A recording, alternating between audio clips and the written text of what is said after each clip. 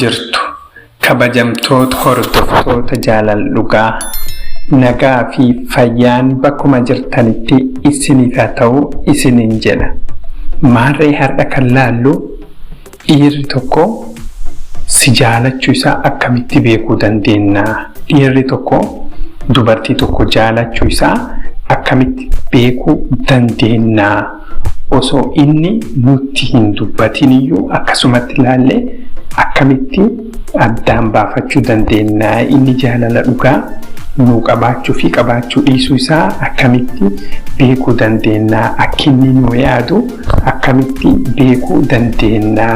Akkinni nu wajjin gammachuu qabu, akkinni dubartii jaalate tokko wajjin gammachii qabu, dubartiin sun akkamitti beekuu dandeetti? Jaalala dhugaa jechuun mallattoon jaalala dhugaa dhiira tokko irratti akkamitti mul'ata kan jedhu gaafiin isin keessatti uumamee jennaan deebii quubsaa har'a arganna. Hanga xumura qophii kanaatti akkana wajjin turtan ammumarraa kabajaan isin gaafadha. Maarree hordoftoota koo, dhiirri tokko jaalala dhugaa si qabaachuu fi si qabaachuu dhiisuu isaa wantoonni nuti ittiin beeknu baay'ee jira jechuudha. Wantoota kana keessaa dhiirri tokko dhugumaan si jaalate jennaani tokkoffaa wanni inni godhu yeroo si wajjin argatetti jaalala dhugaa onni isaa keessa qabu siif kennaa jechuudha. Yeroo sii kennetti jaalala dhugaa akka si jaalatu sitti mul'isaa jechuudha. Yeroo wajjin turtan, yeroo wajjin teettan jiruun keessan, laayifiin keessanii biizii ta'a. Wanni si waliin gootanii kanaafuu yeroo si wajjin kennutti, yeroo sii kennutti jaalala dhugaa sitti mul'isaa jechuudha. Waan si wajjin godhu irratti osuma hin beekin yeroon irraa deema. Dhiirri tokko si jaalatte akka atini nageenya yookaan ammoo jaalala isaa wajjin nageenyaan itti fuftu, akka inni yeroo hunda gaachana taa'ee si eegu sitti mul'isaa jechuudha. Waan agartee ati itti yaaddofte akka ati itti yaaddofne akka nageenyummaan jaalala keessan jidduutti deemaa jiru si mirkaneessaa jechuudha. Kanaafuu ati yeroo hunda isaan eeggamtee jirtaa jechuudha. Yeroo hunda akka jaalalli si dhagahamu, akka ati agartee jaalalli isaa si keessatti uumamu si godha. Dhiirri tokko yoo si jaalatte wanni inni godhu kan biraa yeroo waadaa siisee waadaa sun ni guuta.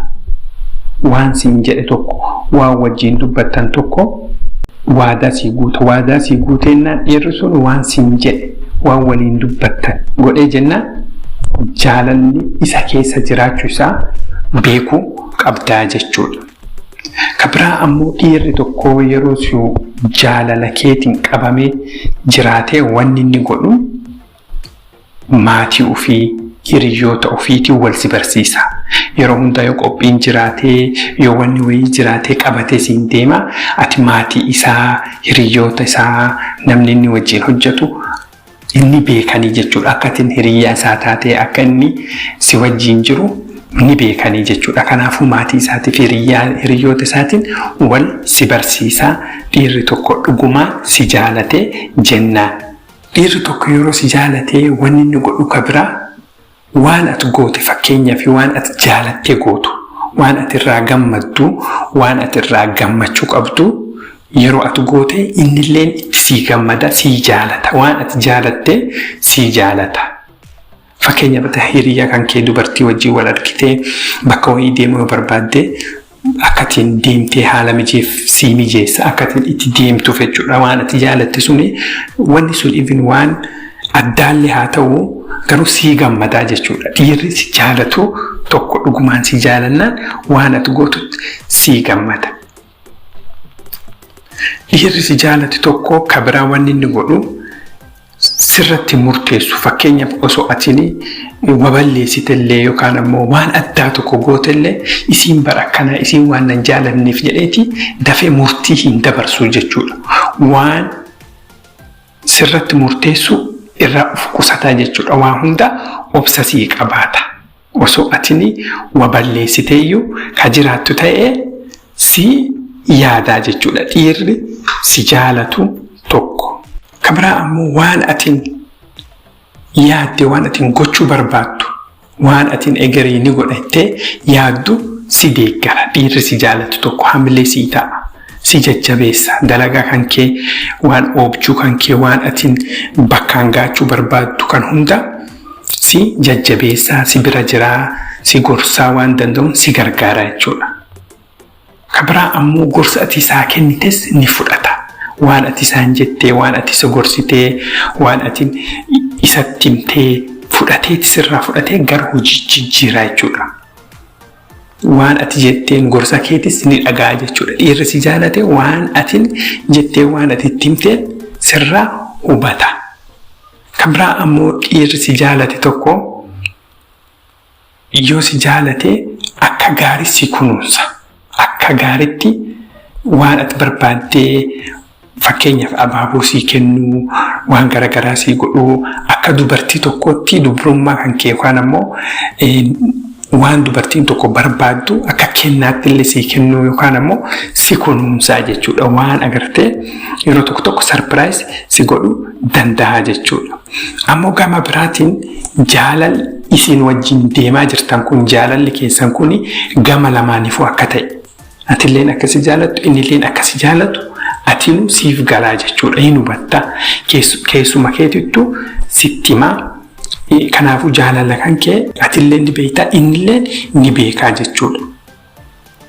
Fakkeenyaaf dhiirri tokko yeroo si jaalatte waan ati jaalatte innillee ni jaalataa waan inni jaalatte atillee ni jaalataa waan gootan waliin gootan jechuudha. Fakkeenyaaf wokkifa waliin deemtanii wokkii waliin deemu isinii lamaan wajjin deemu kanarratti gammachuu qabdan.